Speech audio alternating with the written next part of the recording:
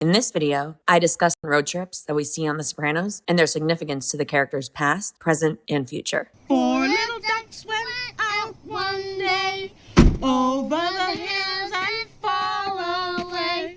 Brody. This college trip is about Meadow's future, but Tony gets a surprise from the past, and Meadow asks about the present. Are you in the mafia? Am I in the what? Whatever you want to call it. Organized crime.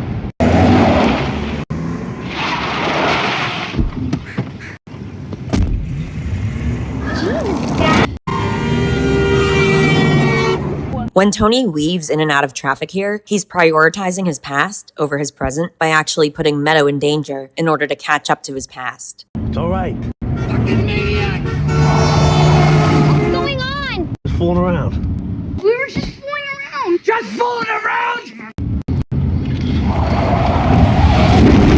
Jesus, right under my nose. Think you'd know. No, Dad. You won't. You think you'd know. No, Dad, you won't. That can apply to the very end, but also to really any of those moments in the series when Tony gets a rude awakening, finding Puss's wire, learning his mother died, getting shot by Junior, and so on. You probably don't even hear it when it happens. Didn't know what happened until after the shot was fired. Right under his nose. You think he'd know. You ready? It'll be late for boating.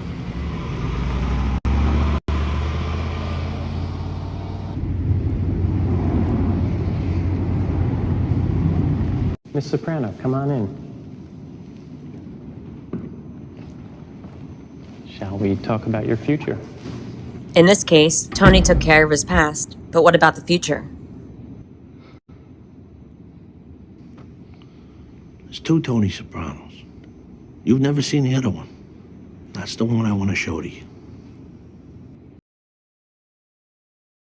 Long rides, including the big one, the ride of life, can get complicated. Things can look different in the rear view, and of course, there are those blind spots in the present, and you can never fully predict what traffic's going to look like ahead of you. Things can change from mile to mile, and not all hazards can be avoided. The best thing that Christopher and Tony can do in this moment to enjoy the present is to just find a thrill, because when you really get down to it, after all is said and done, their relationship is never going to be the same. She's home. No matter how many cases of wine they steal or how many run-ins they have with the Vipers, they can't escape their past. I can't do it, Don. And I think that they both come to that realization on this ride. I tell you though, when he pulled that trigger, I almost shit myself. I heard the nurse say you made number 2 in your pants. Is that what happened? Get the car, please. That was fucking awesome. Fucking old school shit. It was like their one last hurrah before they go back to reality. Oh, I had a heater put in the Bloomfield wire room. No, please don't make me do it. I can't do it. I can't do it. All right. I can't. Guys were complaining. Well, good. The past is where Christopher's admiration for Tony and desire to follow in his footsteps is rooted. But it's also where he loses Adriana, a person he thought was going to be a forever part of his future. And it was Tony who made sure that happened. He sacrificed Adriana for Tony. How can Christopher reconcile this in his present? And it's not exactly the best mental situation to be in for someone who is newly sober. You know, on the other side, they consider wine food. Yeah?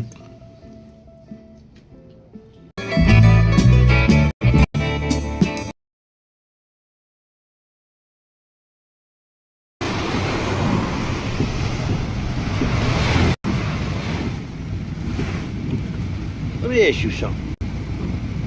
You mentioned Ralph before. A few years ago, you had that beef with Johnny Sack. He made a crack about Ginny. Yeah? Who the fuck would tell Johnny about that joke? How should I know? I swear this moment, this visual right here, reminds me so much of Livia in the pilot episode when Junior was driving her. These guys, on either side of me, they're asleep.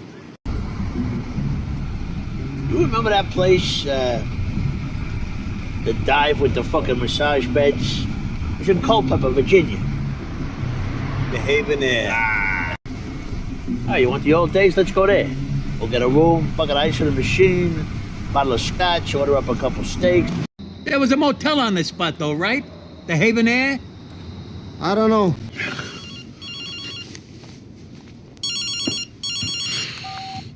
Hey, Sue. I'm here with Bobby. He just got a call from Jenna. Who? Karen's sister, Works in the courthouse. Jackie April. He covered your ass. Yeah, well. You gotta wonder what's next, huh? Should have seen him out there. Yeah. Maybe that's what Tony was thinking about on the boat the next day. You gotta wonder what comes next, especially given his worries over Paulie and his mouth. Maybe I'm just waiting for the other shoe to drop.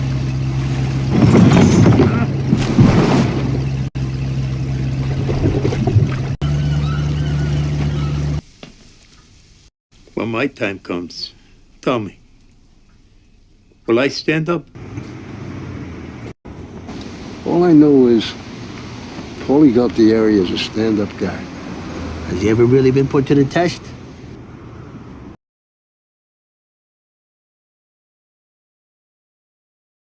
Sopranos. You go too far. You Sopranos, you go too far. What a great way to sum things up in a nutshell. In this case, Bobby's angry because Tony's making crude and insulting remarks about his wife that stem from his anger over Janice bringing up their family's past. Tony and Janice have this habit that's so ingrained in the both of them where they just can't resist taking shots at one another. Under the boardwalk, with his schlong and chance my house. It's his birthday, and Bobby Bacalieri gives him the present of an AR-10. I wouldn't use a firearm like this on a deer. It's unsportsmanlike. Oh, like the poor prick's got a chance against a 30-06. Actually, last 2 seasons, I've been using a bow and arrow exclusively. Seriously, it levels the playing field. The AR-10, it's my birthday present to you. Which we know he has on him in the future. Janice talks about the past and Tony changing. You've really changed. So I had to change. It's a compliment. Yeah, you were fine.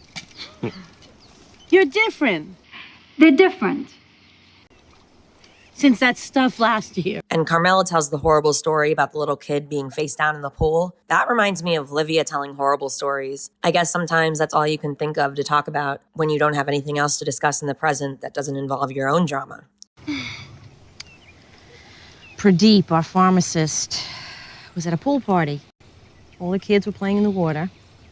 The adults were all around them, having drinks, barbecuing.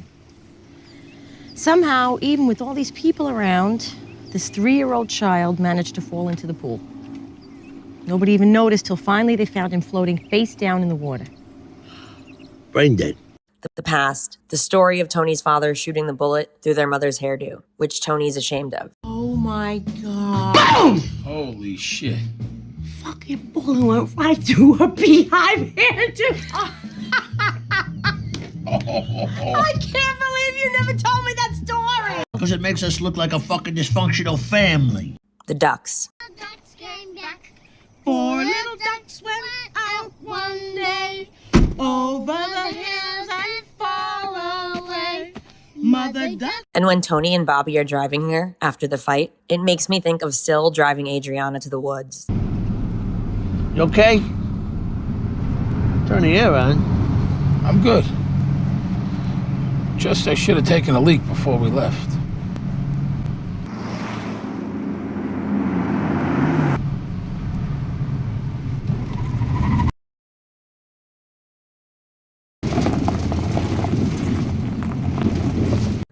And the end of the episode, a grim foreshadowing of the future, however sweet it may be.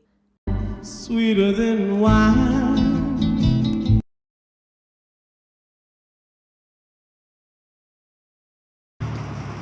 Let's take them down to Pine Barrens. That's South Jersey. It's perfect. Pine Barrens, the unexpected detour on the way to paradise. Wait, that's purgatory. This time it's the Pine Barrens in South Jersey. We take them in the woods, dig a hole, end the story. There are actually multiple car rides and trips here. Polly and Christopher drive to the Pine Barrens. They lose their car and find another car to sleep in. Back wheels are good. Then Tony and Bobby take a little road trip to the Pine Barrens to find them, and they all drive back together in one car. As for the car that Polly and Chrissy used to get there, nobody knows anything really. Best part is, we'd be like 20 minutes from AC. We get a room, freshen up, little blackjack. This way the day won't be a total loss. So this was a preview of problems with Polly ahead. In many cases, problems that Polly caused himself. Not to mention that his car was also a total loss, or totally lost. Thanks for watching. I hope you enjoyed this video, and I'd love to hear what you think.